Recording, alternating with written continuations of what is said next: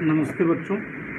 मैं Shashikant modern USA के paper में हम लोग बातचीत करेंगे और इस पेपर में जो हमारी चर्चा होगी वो एक तरीके से विश्व शक्ति के रूप में संयुक्त राज्य अमेरिका का उदय किस प्रकार से हो रहा था, या यूँ कह लीजिए कि वहाँ पे जब स्वतंत्रता संघर्ष के बाद सिविल वॉर वाली जो स्थिति थी वो जब ख़त्म हो गई तो उसके बाद का जो समय है, यानी कि यूएसए जो है एक वर्ल्ड पावर के रूप में कैसे इमर्ज किया या कैसे वो बाहर आया वर्ल्ड पावर के तौर पे, उसी पे हम लोग बातचीत करेंगे। वस्तुतः 1776 में जब अमेरिकी स्वतंत्रता संग्राम हो जाने के बाद एक राष्ट्र के रूप में संयुक्त राज्य अमेरिका का उदय हुआ और 1788 के अंत तक इस नए राज्य को संसार के लगभग सभी राज्यों द्वारा मान्यता भी मिल गई थी।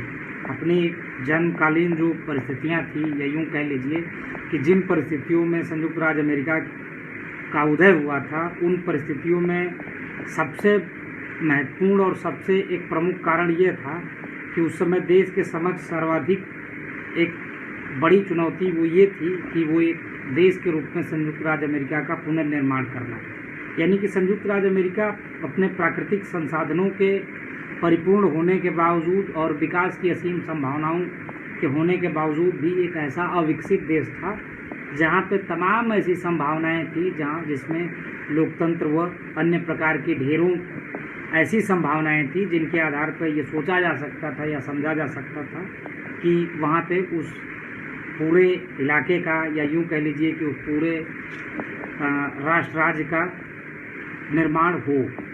सही मायने में ऐसी परिस्थितियों में स्वभावतः अमेरिकी लोगों की सारी चेष्टाएं अपने देश के रचनात्मक कार्यों के केंद्रीभूत थीं। इसके अतिरिक्त जिस समय संयुक्त राज्य अमेरिका का जन्म हुआ उस समय अंतर्राष्ट्रीय राजनीति का जो मुख्य आधार था वो युद्ध के लिए पर्याप्त सैनिक की आवश्यकताएं हासिल करना था। नवीन राज्य के पास इस समय स्थल और जल सेना का अभाव था। शायद यही कारण था कि इस तत्कालीन अमेरिकी जननेता अंतर्राष्ट्रीय राजनीति के भंवरजाल में फंसना नहीं चाहते थे। अतः शुरू में ही अमेरिकी राष्ट्रपति वाशिंगटन ने एक ऐसी नीति और एक ऐसी प्रसक्तावादी नीति का अनुसरण करना शुरू कर दिया कि जिसका लक्ष्य यह था कि अमेरिकी जो देश हैं वो यूरोपीय देशों के साथ व्यापार करें, लेकिन यूरोपीय राजनीति के फंदे में नहीं फंसे। कहने का मतलब ये कि अमेरिका के लोग इस बात से इत्तेफाक करते थे कि उनका विकास तो होना चाहिए, परंतु वो किसी भी प्रकार की ऐसी राजनीति में नहीं फंसना चाहते थे जिससे उनके अपने समय का या अपने सामाजिक और अपने राजनीतिक परिवेश का भी किसी तरीके से नुकसान हो। संभवतः यही कारण था कि 1823 ईस्वी में मुनरो जो वहाँ के राष्ट्रपति थे, उन्होंने एक सिद्धांत दिया और जिसे मुनरो सिद्धांत भी कहा जाता है कि उसके प्रतिपादन से अमेरिकी विदेश नीति के सिद्धांत में एक नया अध्याय शुरू हुआ। जब यूरोपीय राज्यों में अमेरिकी गोलार्ध के हस्तक्षेप करने का उपक्रम शुरू हुआ तो राष्ट्रपति मुनरो की जो घोषणा थी, जिसके द्वारा यूरोपीय राज्यों को ये चेतावनी दी गई कि यदि उन्होंने अमेरिकी गोलार्ध में किसी भी प्रकार के राजनीतिक हस्तक्षेप का प्रयास किया तो यह प्रयास संयुक्त राज्य अमेरिका के विरुद्ध एक कार्रवाई के तहत माना जाएगा। इसके द्वारा यूरोपीय राज्यों को अमेरिकी गोलार्ध की राजनीति से दूर रहने के लिए भी चेतावनी दी गई। इस घोषणा के द्वारा अमेरिकी वासियों के लिए है यही सिद्धांत जो है वो चारों तरफ प्रतिपादित किया गया और ये कहा गया कि यूरोप के साम्राज्यवादी राज्यों के लिए अमेरिकी गोलार्ध के द्वार जो हैं वो बंद हो गए हैं। तो ऐसी परिस्थिति में ये आवश्यक था कि संयुक्त राज्य अमेरिका के जो देश थे या संयुक्त राज्य अमेरिका के जो इलाके के जो अपने राज्य थे वो इस परिस्थिति का फ़ायदा भी उठाने के लिए तत्पर थे। लेकिन इस परिस्थिति में लैटिन अमेरिका के कई देशों पर अपना प्रभाव कायम किया संयुक्त राज्य अमेरिका के जो अन्य इलाके थे उन इलाकों ने, और शीघ्र ही उन्होंने उसे संरक्षित राज्य जैसा बना दिया।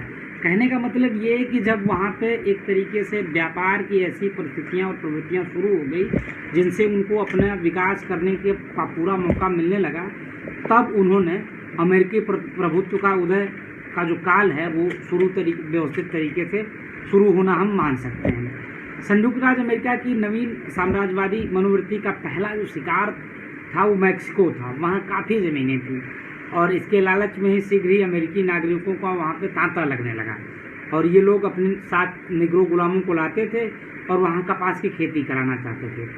चूँकि मैक्सिको जो था वो गुलामी प्रथा के विरुद्ध था, अतः वह गुलाम लाने या उनसे काम कराने की इजाज़त नहीं देता था। इसलिए वहाँ पर जो नए लोग थे उन्होंने एक नए गणतंत्र की घोषणा कर दी और उसका नाम रखा टेक्सास तथा उसे संयुक्त राज्य अमेरिका में मिला लेने के लिए एक आंदोलन शुरू किया। मैक्सिको में के विरोध के बावजूद 1845 ईस्वी में उसे संयुक्त राज्य में मिला लिया गया। मैक्सिको ने युद्ध में यह घोषणा कर दी और इसमें संयुक्त राज्य विजयी हुआ और टेक्सास सहित कैलिफोर्निया तटवर्ती प्रदेश तक का इलाका संयुक्त राज्य अमेरिका का अंग बन गया। संयुक्त राज्य अमेरिका के इस महाशक्ति के रूप में उदित होने से पश्चिमी गोलार्ध में यूरोपीय राष्ट्रों के प्रसारवादी महत्वाकांक्षा पर प्रभावी रोक लगी रही। फलतः लैटिन अमेरिका साम्राज्यवादी चरणों के नीचे नहीं रौंदा गया, बल्कि संयुक्त राज्य अमेरिका स्वयं एक साम्राज्यवादी शक्ति के रूप में उदित हुआ। वैज्ञानिक विकास के कारण अमेरिकी उद्योग धंधे यातायात के साधनों में अभूतपूर्व वृद्धि होने लगी थी और कच्चे माल के निर्यात के लिए विदेशी बाजारों पर अधिकार करना आवश्यक हो गया था। मुनरो सिद्धांत ने अमेरिका के लिए महाद्वीपों को विदेशियों से मुक्त कराना शुरू कर दिया था, जिसे अमेरिका ने पूरा लाभ उठाने का प्रयत्न किया। 1895 ईस्वी में मुनरो सिद्धांत की घोषणा करते हुए राष्ट्रपति क्लीवलैंड ने वेनेजुएला को ब्रिटिश गुयाना से सीमा विवाद के संदर्भ में सीधी बातचीत करने से रोक दिया। ब्रिटेन की सरकार को बाध्य होकर इस मामले में अंतर्राष्ट्रीय फैसले को शुरू करने के लिए बाध्य होना पड़ा। कोलंबिया के पनामा जलडमरू मध्य में विद्रोह होने पर संयुक्त राज्य अमेरिका की सरकार ने बिना किसी परामर्श के पनामा गणतंत्र को मान्यता दे दी। कुल मिलाजुला के बच्चों, आप इस बात से इत्तेफाक रखिए कि अमेरिकन जो प्रभुत्व है वो धीरे धीरे अपनी ऐसी परिस्थितियों और प्रवृत्तियों में उदय हो रहा था जिससे ये लगने लगा था कि एक विश्व शक्ति के रूप में अमेरिका का जो उदय है वो हो जाएगा। इसी समय तक दक्षिणी अफ्रीका में केवल क्यूबा और पुएर्टो के दो ऐसे उपनिवेश बचे हुए थे। इन उपनिवेशों में स्वतंत्रता की मांग की जा रही थी और संयुक्त राज्य अमेरिका ने विद्रोहियों का समर्थन भी किया। क्यूबा में अमेरिका की भारी पूंजी लगी हुई थी। क्यूबा में बड़े पैमाने पर चीनी का उत्पादन हो रहा था और अमेरिका इसका बड़ा खरीदार भी था। राजनीतिक गड़बड़ी के कारण चीनी के उत्पादन में गड़बड़ी पैदा होती रही। इन सब बातों को लेकर 1899 ईस्वी में स्पेन अमेरिका में युद्ध छिड़ा हुआ था। ठीक, दूसरी बात यह कि पुएर्टो संयुक्त राज्य अमेरिका का उपनिवेश बना लिया गया था। क्यूबा को स्वतंत्र गणराज्य की मान्यता मिली हुई थी, किंतु उस पर अमेरिका द्वारा कई प्रकार के शिकंजे लगा दिए गए थे। अब क्यूबा की स्थिति एक संरक्षित राज्य जैसी बन गई थी। कुल मिला के क्यूबा संयुक्त राज्य अमेरिका का उपनिवेश बन गया था और प्रशांत महासागर के फिलीपींस द्वीप समूह पर अमेरिकी आधिपत्य इसी स्पेन अमेरिकी युद्ध का परिणाम भी बना हुआ था। फिलीपींस में स्पेनी शासन के खिलाफ लगातार विद्रोह हो रहे थे और स्पेनी शासन जो है इन्हें बड़ी निर्ममता के साथ दबाए हुए था। 1897 ईस्वी में अमेरिकी शासन व्यवस्था जो थी वो राष्ट्रपति रूजवेल्ट के हाथों में सौंप दी गई और यही कारण था कि रूजवेल्ट ने फिलीपींस के मामले में हस्तक्षेप करने का निर्णय भी लिया। उसने अमेरिका के एशियाई नौ सेना के सेनापति कोमोडोर जार ड्यूर को यह आदेश दिया कि वो फिलीपींस की जो स्पेन की जो शक्ति है फिलीपींस में उसको नष्ट कर दे। 27 अप्रैल को जो ड्यूई स्पेनी नौसेना को परास्त करते हुए वो मनीला तक पहुंच गए। उसकी इसी नौसैनिक विजय ने पूरे द्वीप समूह लगभग 70 लाख सैनिकों की संरक्षिता अमेरिका को सौंप दिया और अमेरिकी विस्तारवादियों ने अब संपूर्ण फिलीपींस पर अधिकार की मांग शुरू कर दी थी। अतः स्पेन और संयुक्त राज्य अमेरिका ने के मध्य 1899 ईस्वी में पेरिस की एक संधि हुई, जिसके अनुसार फिलीपींस और गुआम पर अमेरिकी प्रभुसत्ता की स्थापना भी हो गई थी। जहाँ तक हवाई द्वीप की कहानी है तो हवाई द्वीप में भी अमेरिकी साम्राज्यवाद के इतिहास का एक मुख्य अध्याय है। मध्य प्रशांत महासागर में इसका नाम सैंडविच द्वीप समूह भी माना जाता है या कहा जाता है। 1840 के बाद बहुत बड़ी संख्या में अमेरिकी लोग यहाँ पहुँचने लगे थे। इनकी गतिविधियों से घबराकर वहाँ के शासन ने 1875 ईस्वी में अमेरिकी संरक्षण स्वीकार करके अपने देश को वस्तुतः संरक्षित बना दिया था और बाद में अमेरिकियों द्वारा अपने विशाल नौसैनिक अड्डे यानी कि पर्ल हार्बर का निर्माण भी यहाँ किया। भारी मात्रा में अमेरिकी पूंजी का यहाँ पे निवेश होता रहा। यह भी प्रयास हुआ कि यहाँ के मूल निवासियों को पूरी तरह से अमेरिकी सभ्यता के रंग में रंग दिया जाए।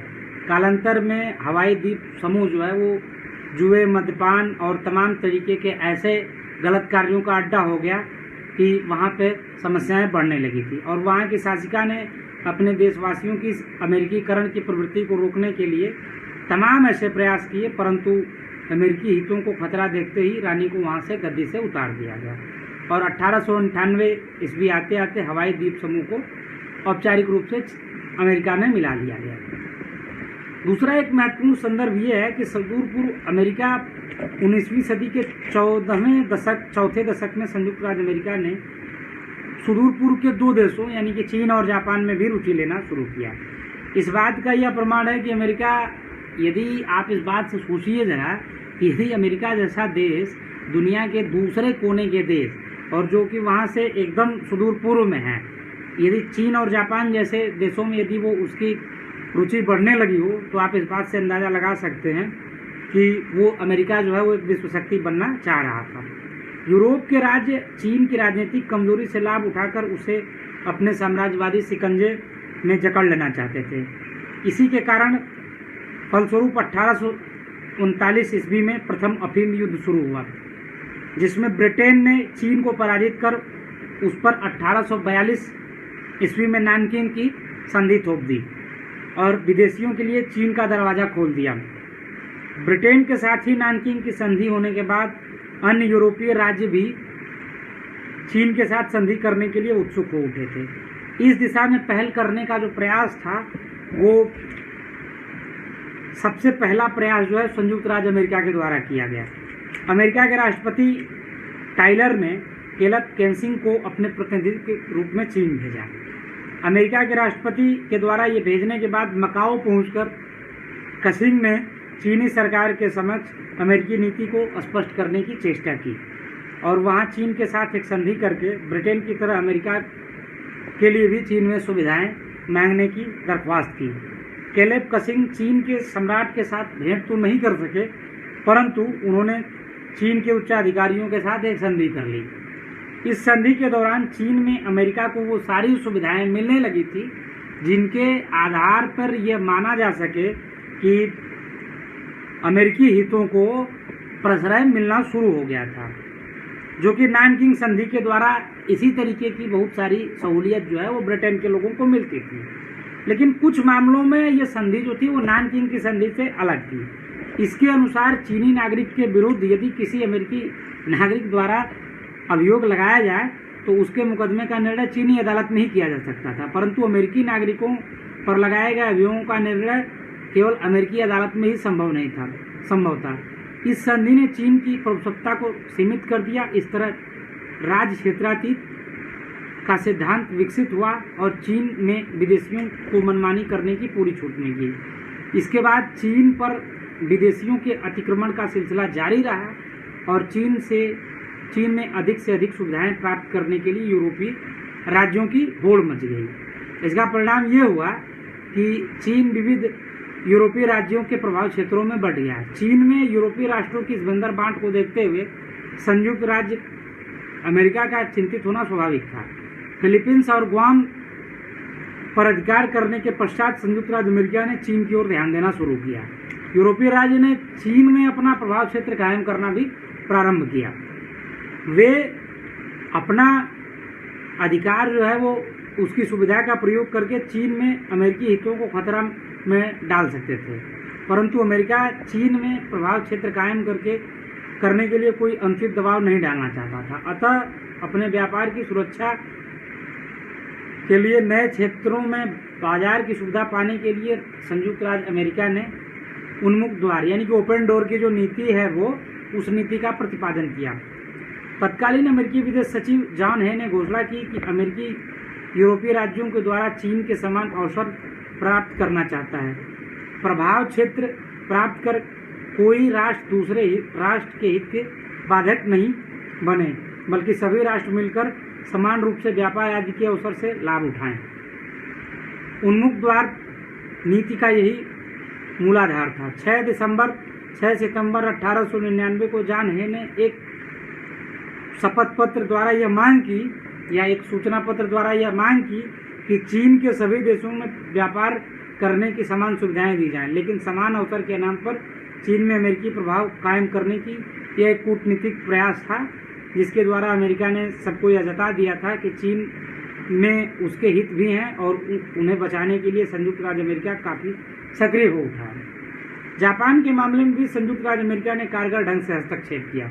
प्रशांत महासागर में उसके हित बढ़ते जा रहे थे और इनकी रक्षा के लिए जापान को अमेरिकी प्रभाव में लाना जरूरी समझा गया था। दूसरी बात यह कि जापान के तटों पर अमेरिकी जहाज़ों को कोयला पानी लेने की सुविधा प्राप्त करने के उद्देश्य से 1853 ईस्वी में अमेरिकी राष्ट्रपति ने कोमोडोर पेरी को जापान भेजा गया और कोमोडोर पेरी के जापान शासकों को धमकी देकर उन्हें एक संधि करने के लिए बाध्य भी किया गया।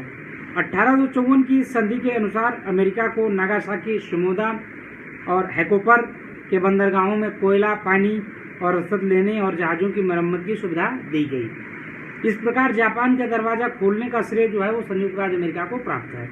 1898 ईस्वी आते आते संयुक्त राज्य अमेरिका और जापान में एक दूसरी संधि हुई। यह एक असमान संधि थी और जिसके द्वारा अमेरिका ने राज्य क्षेत्राधीन अधिकार प्राप्त किए। इसके अतिरिक्त और कई भी उसे विशेषाधिकार भी प्राप्त हुए। दूसरी बात ये कि इन सारे संदर्भों के बाद जो प्रशांत महासागर में जो अमेरिकी विस्तार और चीन और जापान की राजनीति में जो अमेरिका की दिलचस्पी थी, वो इस बात की तरफ हमको इशारा करती है कि चीन एक विश्व शक्ति बनने के रूप में आतुर था। अब जो उसका जो मतलब अलग रहने का जो संदर्भ था, यानी कि उसने जो पार्थक्यवाद का जो चोंगा पहन रखा था, उसको उसने विश्व राजनीति में अपने हस्तक्षेप के द्वारा धीरे धीरे हटाना शुरू कर दिया था। 20वीं सदी के प्रारंभ में ये जो दोनों घटनाएं घटी हैं, जिस प्रकार से चीन और जापान में अमेरिका ने हस्तक्षेप किया, वो इस बात की तरफ इशारा करती हैं कि अमेरिका अपने औपनिवेशिक समय से शुरू हुई अपनी अस्तित्व की लड़ाई को अब एक साम्राज्यवादी देश के तौर पे दुनिया को दिखाना चाहता था। शायद यही कारण था कि ये दोनों घटनाएं अमेरिकी अंतर्राष्ट्रीय राजनीति में उसकी महत्वपूर्ण भूमिका को निभाने और बताने के लिए पर्याप्त हुई। 1905 ईस्वी के रूस जापान युद्ध का अंत करने के लिए राष्ट्रपति रूजवेल्ट ने सफलतापूर्वक हस्तक्षेप किया। इसके फलस्वरूप इस युद्ध का अंत भी हुआ। इस युद्ध में अमेरिका ने इसलिए हस्तक्षेप किया कि वह पूर्वी एशिया में जापान के प्रसार को रोकना चाहता था। शायद यही कारण था कि इस सब के बावजूद प्रशांत महासागर में जो प्रभुत्व स्थापना की जो होड़ थी, जापान शायद संयुक्त राज्य अमेरिका का प्रतिद्वंदी बन जाता। इसी बात को संदर्भ में रखकर अमेरिका ने अपनी इस तरीके की हिमाकत शुरू की थी। 1906 ईस्वी आते आते मोरक्को को लेकर फ्रांस और जर्मनी के मध्य एक भयंकर संकट पैदा हो गया और ऐसा प्रतीत हुआ कि दोनों पक्षों के मध्य एक युद्ध छिड़ जाएगा। संयुक्त राज्य अमेरिका ने इस मामले में मध्यस्थता भी की और फ्रांस तथा जर्मनी का बीच बचाव कर यूरोपीय शांति को भंग होने से बचाया। इसके अतिरिक्त रूजवेल्ट ने नव स्थापित हेग पंचायती न्यायालय का समर्थन भी किया। इन सारी बातों के बावजूद अमेरिका ने अपने को यूरोपीय राजनीति से अलग रखा और तटस्थता की नीति का अवलंबन भी करता रहा। इसी के मध्य जो है 1914 ईस्वी में यूरोप में प्रथम विश्व युद्ध भी छिड़ गया। यद्यपि शुरू में इस युद्ध में सम्मिलित होने का अमेरिका का कोई इरादा नहीं था, लेकिन 1917 ईस्वी आते आते परिस्थितियां ऐसी बदली कि संयुक्त राज्य अमेरिका बाध्य होकर जर्मनी के खिलाफ लड़ाई में शामिल हो गया। इसके साथ ही उसने दक्षिणी अमेरिका के भी कई युद्ध इस देश में शामिल हो गए। अमेरिका अपने अपार धन जन, युद्ध सामग्री, आयुध इत्यादि से मित्र राष्ट्रों की मदद में लगा रहा।